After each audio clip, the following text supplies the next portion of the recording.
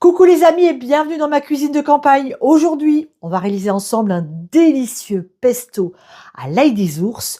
On a la chance ici d'avoir un petit peu d'ail des ours dans le jardin, donc j'ai juste à aller le récolter chez moi pour pouvoir ensuite le cuisiner. Alors le grand problème des pestos, c'est quand normalement on met des pignons de pain, que les pignons de pain ça coûte très cher.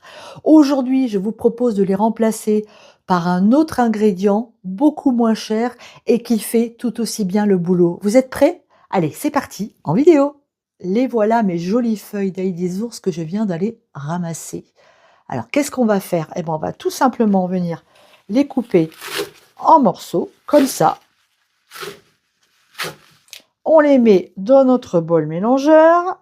J'ajoute quelques carrés de parmesan, un beau trait d'huile d'olive par-dessus tout ça. Et on va pouvoir commencer à mixer. C'est parti! Je viens torréfier quelques amandes pour la déco.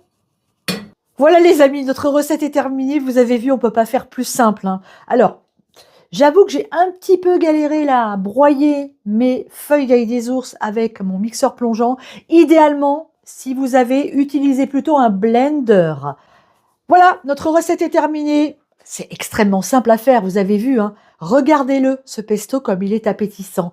Quelques amandes torréfiées, une jolie fleur d'ail des ours, et hop, le tour est joué. Alors, pour encore plus d'économie, à la place du parmesan, vous pouvez utiliser du grana padano. Eh oui, et là, vous avez un pesto qui vous revient pas cher, pour peu que vous alliez vous-même chercher vos feuilles d'ail des ours. Allez les amis, je vous embrasse très très fort. Je vous dis à très bientôt sur Papote et Potager. On se retrouve très vite, soit dans la cuisine, soit dans le jardin. Bisous à tous. Ciao.